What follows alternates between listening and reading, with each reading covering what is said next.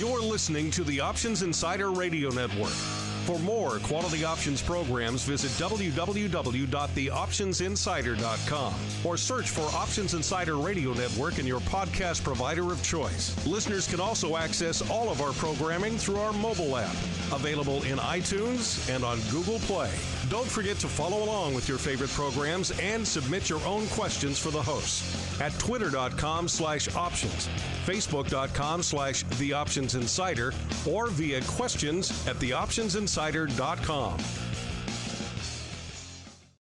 This is the Option Industry Council's Wide World of Options. Before we start today's show, investors should know that options involve risk and are not suitable for all investors. You should not enter into an options transaction until you have read and understood the risk disclosure document, characteristics and risks of standardized options. This brochure is available by visiting optionseducation.org or by calling 1-888-OPTIONS. OIC makes no recommendation with respect to any financial firm. OIC does not make any warranty as to the accuracy, usefulness, timeliness, or the continued availability or existence of information created or maintained by others. Multiple leg strategies involve multiple commission charges. Opinions and strategies expressed by others are not necessarily those of OIC, nor does OIC endorse, warrant, or guarantee products, services, or information described or offered by such firms. Commissions, fees, margins, interest, and taxes have not been included in any of the examples used in this show. These costs impact the outcome of all stock and options transactions. Consult your tax advisor about any potential consequences. None of the information presented in this show should be construed as a recommendation to buy or sell security or to provide investment advice. Welcome to the Options Industry Council's Wide World of Options. OIC was created in 1992 to educate investors and their financial advisors about the benefits and risks of exchange-traded equity options. And the Wide World of Options radio show is one of the ways the message is spread. OIC also offers a variety of other resources to those interested in learning more about options, including webinars, podcasts, and live events. For more information, check out optionseducation.org. Now, here's your host, OIC's Director of Individual Investor Education, Joe Burgoyne. Welcome to OIC's Wide World of Options. Thanks for joining us for today's show. Let's get started first with Strategy Spotlight. It's time to break down the latest option strategies. That means it's time for Strategy Spotlight. Joining us today for Strategy Spotlight is Ed Modla, Director of Retail Education at OIC. Welcome, Ed. Thanks for having me, Joe. Good to be here. Hey, I know you've got a new role at OIC. How about if we start with you telling our listeners maybe about your background in the industry first? You could talk about what you've been doing at OIC for the last few years, and then maybe get into your new role. Go for it. Yeah, sure. I'm really excited about this. After I graduated from the University of Illinois with a degree in finance in 1997, I've been in the options industry ever since, starting on the trading floors in Chicago and New York.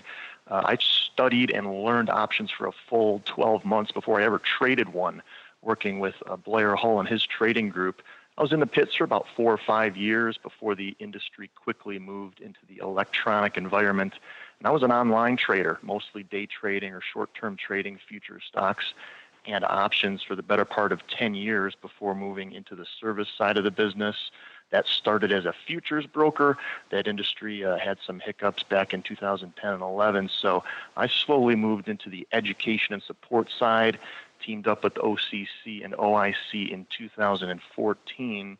I was managing the investor services team most recently.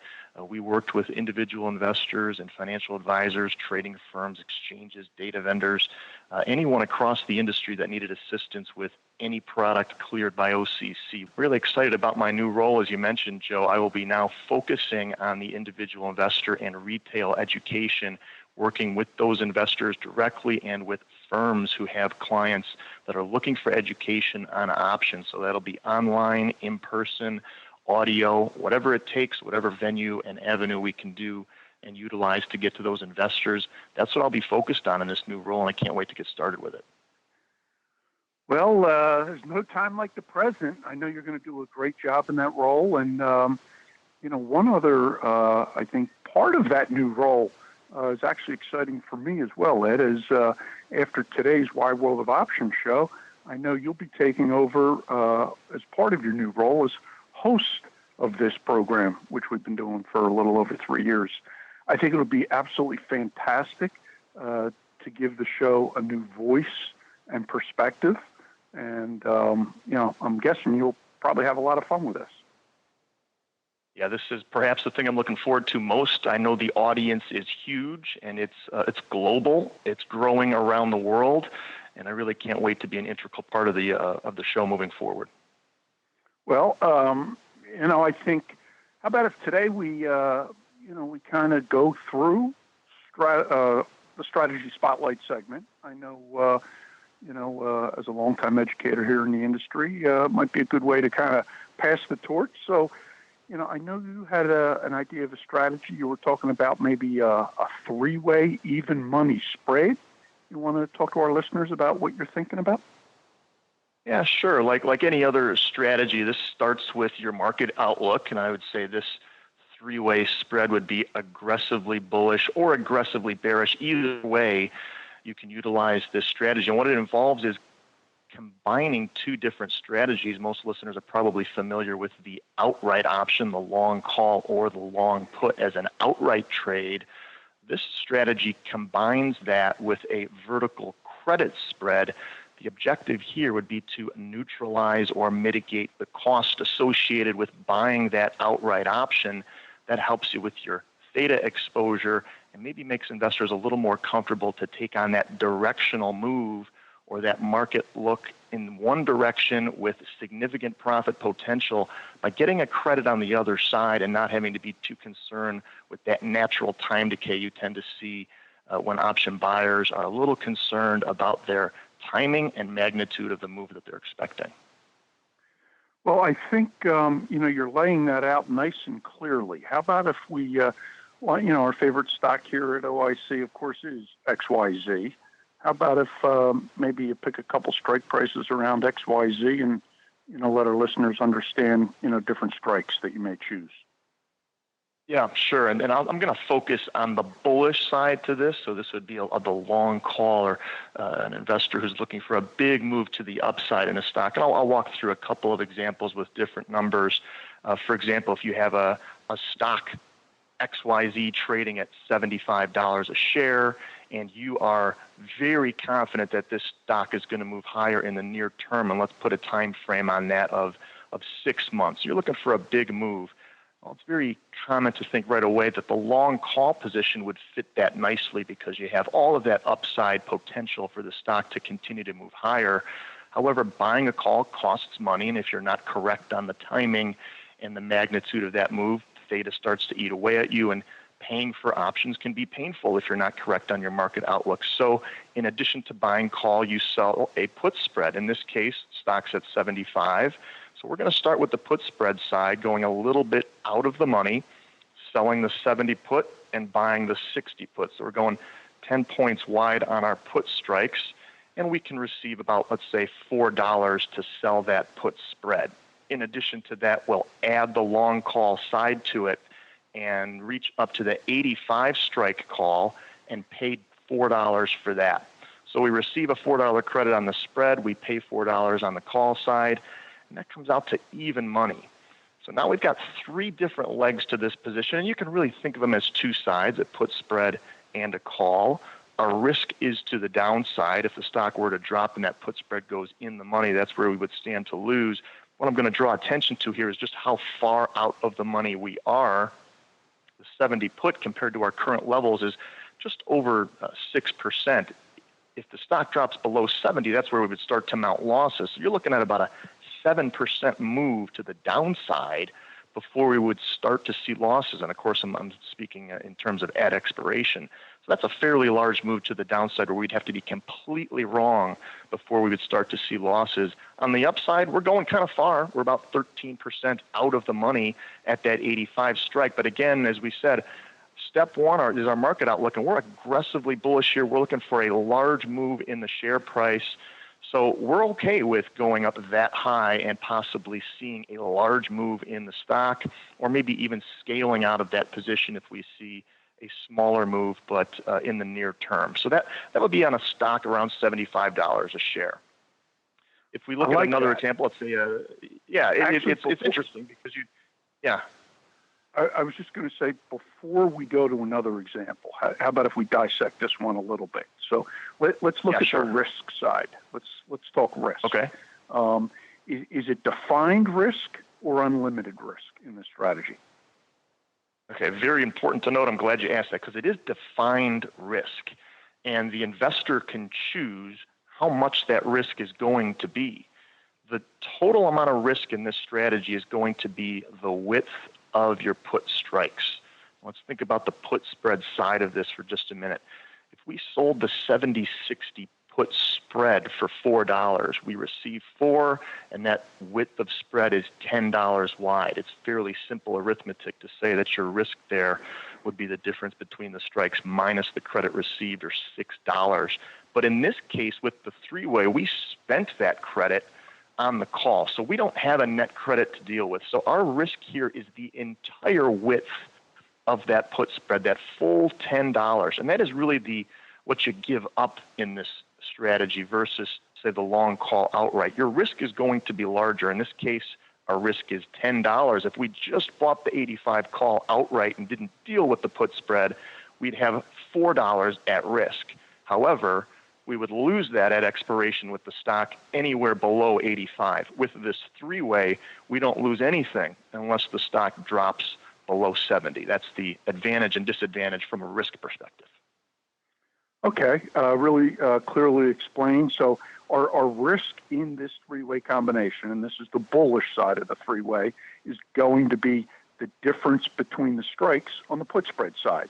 In your example, it's in our first example, it's the $10, but if we've got a $5 differential, that's going to be the difference, and that's going to be the risk. Okay, that's clear. Let's see, and well, why don't you give another example, and then I'll maybe maybe we'll bring up this discussion of time, but go for example number 2. Sure. Let's say we have an ETF. Of course, we're going to use symbol XYZ again. The ETF's trading around $300 a share. And again, we're going to stick on the bullish side with going long calls and short put spread. So again, going a little bit out of the money, ETF at 300, we'll sell the 290 puts, and we'll buy the 270 puts. We're going a little wider here, and we're selling that spread for $8. At 290 put, the point where we start to give back and experience losses is just over 3% out of the money for reference. And now we'll reach up to the 315 strike and pay $8 for that. Now these options are all 1 year till expiration. And at the 315 strike, paying the same amount as the credit we received gets us our even money spread, the 315s being only 5% out of the money. So choosing different strikes here on an ETF at 300, we need a greater than 5% move to get this underlying in the money, and we need almost a 4% move for us to start experience losses. So again, ETF at 300, we're selling the 290, 270 put spread and buying the 315 call simultaneously all at once for even money going 1 year out. And as long as the ETF stays above 290 by expiration, we experience no losses at all. If it does rally, then we can start managing the position, maybe holding on to it through expiration. If it's up greater than 5%, our option is in the money on the call side, and we experience profits. And of course, we could always manage that if we see an opportunity to before expiration. Pretty sure our listeners probably know the risk in this spread, given the prior conversation, but you want to just define the risk in this particular three-way? Yeah, sure. Again, so even money, so we're not dealing with a credit or a debit up front. Our risk is to the downside. We're short the 290 put. As soon as that goes in the money, we'll experience losses. At expiration, our potential greatest loss would be if the entire put spread is in the money. That's the 290 and 270 strikes. So that would be a 20-point wide spread, or $2,000 total risk per spread, and that's about 10% drop. Again, we're aggressively bullish, so we'd have to be very wrong. A greater than 10% drop would leave us with the maximum loss of $2,000, and that's in comparison with the outright call purchase. I think it's fair to compare this three-way with buying a call outright. Those are really the two comparisons I'm making. The 315 call would cost $8 or $800. That's your max loss. Doing this three-way increases that up to $2,000. That's fairly significant, but again, the price is you don't lose the maximum amount on the three-way until you get down to $270 in the underlying, whereas at expiration, if you just buy the call, anything under $315, and you experience those losses. So there's your trade-off on prices. Okay. Again, explained well, Ed. Still focusing on risk because, that's the downside. How do you go about picking the strikes that you want to be short? In this example, we're obviously talking put spread. So how do you go about picking those strike prices? To me, that seems extremely important because that's where the risk is. Yeah, it's paramount. Your market outlook is going to help you do that. We know that as soon as the stock goes below your short strike price, that's where losses are going to mount. So the higher you go in strike price on your put side, the more aggressive you're being, and that would be consistent with more confidence in the stock moving higher. If you go lower in your put strike, you're giving yourself more room before you would mount losses. And again, with options, there's always a trade-off. There's a give and take. The higher you go in strike, the more aggressive you can be and the more premium you can receive, but your losses will start to incur quicker. If you move lower to be more conservative and you choose your short put strike at a lower level, you have more room to the downside, but you will receive a lower credit, which means the call strike on the other side would likely have to go higher to get even money. Now, as far as your long put, once you've determined that short put strike and where you're comfortable with the stock not breaching through to the downside, then your long call strike is how much risk are you willing to take overall. As we said, the full width of that spread is going to be your maximum loss. So once you've determined a level in the underlying price that you believe the stock will not breach through to the downside, that becomes your put short strike. Then the width of that put spread is going to determine your total loss, and that's going to be chosen by your risk tolerance. Once you have that outlined and you have your short strike and your long put strike, you can then determine what credit can I get for that spread.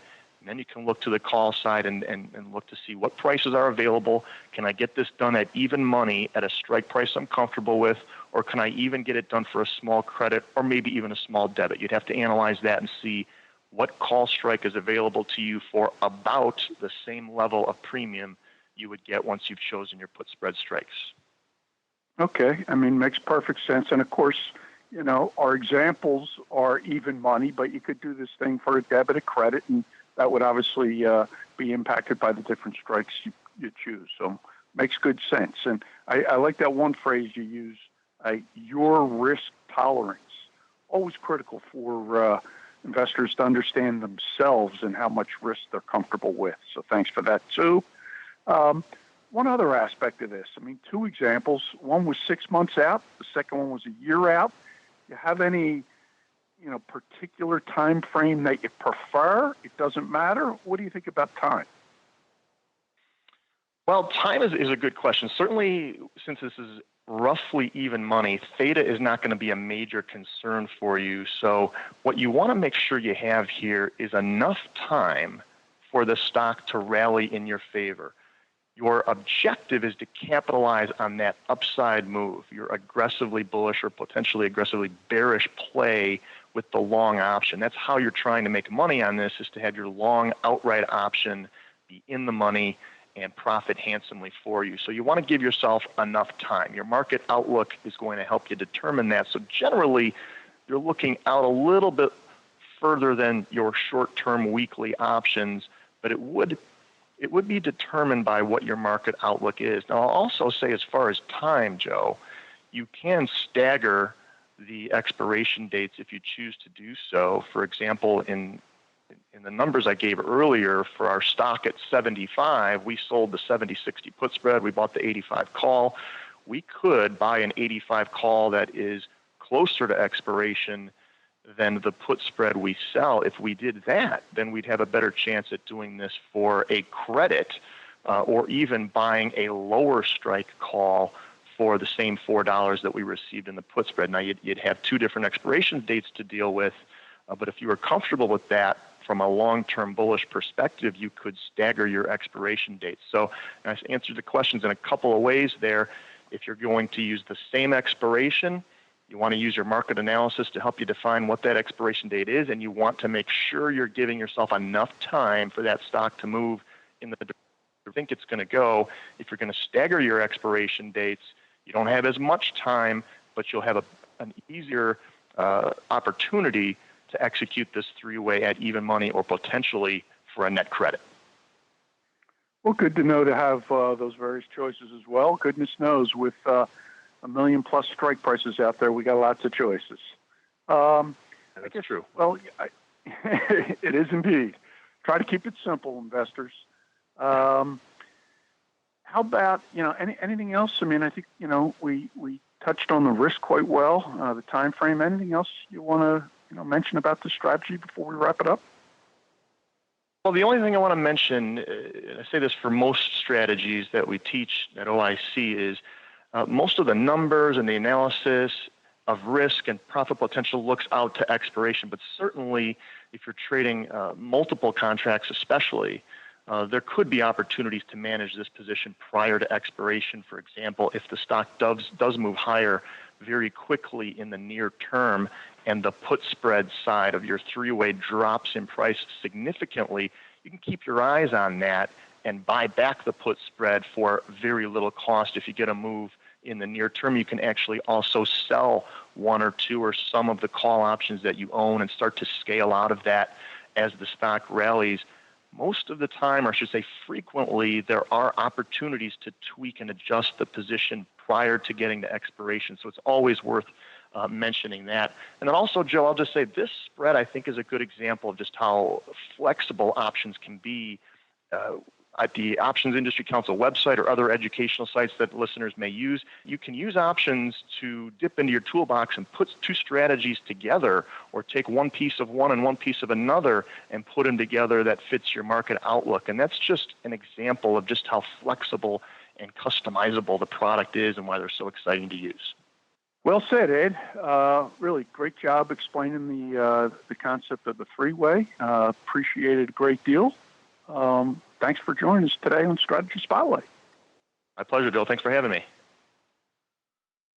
Next, let's upgrade your options toolbox with cutting-edge trading platforms, devices, and information. Let's talk about tools, resources, and good reads. In today's tools, resources, and good reads, we'll start with a research tool that's been on the market for a few years. It's the backtesting software from Delphian Trading. Software allows you to do research on your favorite stock, index, and ETFs, along with powerful backtesting capacity to support your option position ideas. You can find more about this tool at delphiantrading.com. That's Delphian, DELPHIAN, trading.com. Now I'm going back to the OIC website for today's resource at optionseducation.org. Those of you who are regular listeners know how valuable I think the implied volatility charts are. Remember, implied volatility levels define the amount of time premium in all option prices. The vol charts give you a great snapshot of the current level of the time premium in all your option positions. Go to optionseducation.org, hit menu in the top left corner, then go to section 10. The options, quotes, and calculator section, you'll find historic and implied volatility halfway down the list. And finally, our good read today, High Probability Option Strategies for Busy People, comes from Ashok Yarlagadda. Ashok brings his engineering background to his first book. He combines option strategies with technical indicators that he uses and explains quite clearly. I like the combination of the two. Check it out if you have time. High Probability Option Strategies for Busy People by Ashok Yarlagadda. That's today's tools, resources, and good reads. We love connecting with our listeners. With that in mind, let's take a moment to answer a few questions on OIC's Wide World of Options Q&A segment. We're happy to respond to 2 listener questions in today's industry happenings. Our first question comes from Vazirus, who asks, do you think there's one thing that all options traders do that's a mistake? Well, Vazirus, I'm going to assume your question is asking from a retail option trader's perspective. One mistake I think far too many of us make is focusing on how much I'll make on a particular position versus a more balanced analysis that focuses at least as much on how much can I lose in a position along with upside profit potential. Thinking risk before profit served me quite well on the floor for 23 years, so I would urge you, please consider that same mindset. And I appreciate the question, Vazirus. Our second question comes from Stripe3, who asks, is it safe to say most professional traders are short premium? And by professional traders, we're talking options traders, of course. So let me start by defining short premium. When I talk short premium, I'm talking the overall net dollars in that position. So I could be long less expensive short-dated options and short more expensive longer-dated options. And I'd be short premium.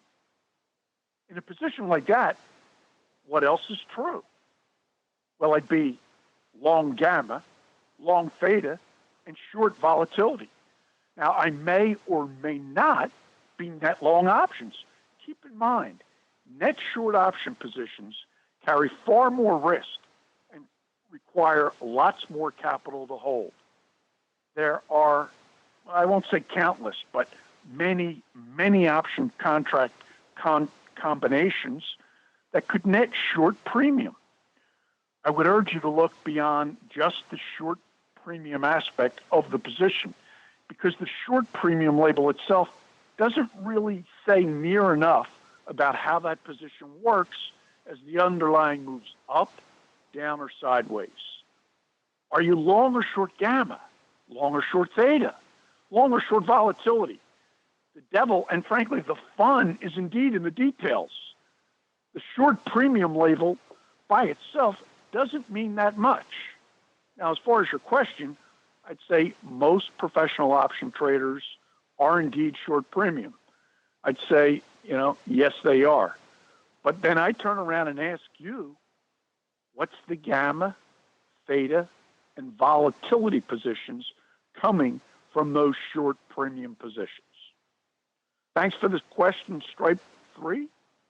That's today's industry happenings. Ready for a little nostalgia? It's time to take a look back. In today's looking back, if you don't mind, I'd like to tell you what motivated me 3+ years ago to start OIC's Wide World of Options. The idea started with my desire to talk to investors about option strategies in some depth. So the Strategy Spotlight segment was born. This segment gave me an opportunity to reach out to traders and educators to discuss an option strategy for, say, at least 15 minutes, enough time to get into the weeds, talk nuances and details that many of our listeners maybe hadn't considered in the past. So for me, Wide World of Options was all about Strategy Spotlight. As I developed the show concept with my colleague, Alicia Nicole, we added other segments that we thought would add to our listeners' base of knowledge on options, as well as industry current events and overall history of the markets. Alicia and I settled on 4 or 5 segments per show: Profiles and Perspectives, where I introduced industry professionals who listeners may not know and sometimes maybe didn't even know the firms that they were working for. Another segment, Industry Happenings, began as an industry current events segment, but as it evolved, it really has turned into a segment where we get a chance to answer a few of our listener questions. Many come in each month. We love your questions. We really enjoy answering them. I would urge you, please keep them coming.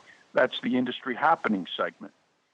And then the Looking Back segment is just that, an opportunity to talk about the options business as well as the stock market history. I always enjoy talking, the history of the markets. And finally, Tools, Resources, and Good Reads is just that, an opportunity to share some of the things that I've come across over the years in the industry. So that's what I was thinking when this began 3+ years ago. I'd like to thank my OIC colleagues, especially Alicia, for doing so much work behind the scenes. Thanks to the Options Insider Network for producing the show each month, and my many, many guests who've offered their insights and expertise. I invite all of you to continue to be loyal listeners to our program under Ed Modla's leadership. And finally, a big thank you to all of you, our listeners, who tune in regularly to Wide World of Options. We certainly couldn't do this without you. Thanks for listening. That's today's Looking Back. You've been listening to the Options Industry Council's Wide World of Options. If you have questions about anything you've heard on today's show, email Joe Burgoyne at options@theocc.com or visit optionseducation.org and chat with Investor Services. Interested in connecting with OIC on social media? Like the OIC page on Facebook. Follow them on Twitter at options_edu and Instagram at optionseducation, and follow their page on LinkedIn. Thanks for listening, and be sure to tune in to the next episode of Wide World of Options. The preceding program was a production of the Options Insider Radio Network. For more quality options programs, visit www.theoptionsinsider.com or search for Options Insider Radio Network in your podcast provider of choice. Listeners can also access all of our programming through our mobile app, available in iTunes and on Google Play. Don't forget to follow along with your favorite programs and submit your own questions for the hosts at twitter.com/options, facebook.com/The Options Insider, or via questions@theoptionsinsider.com.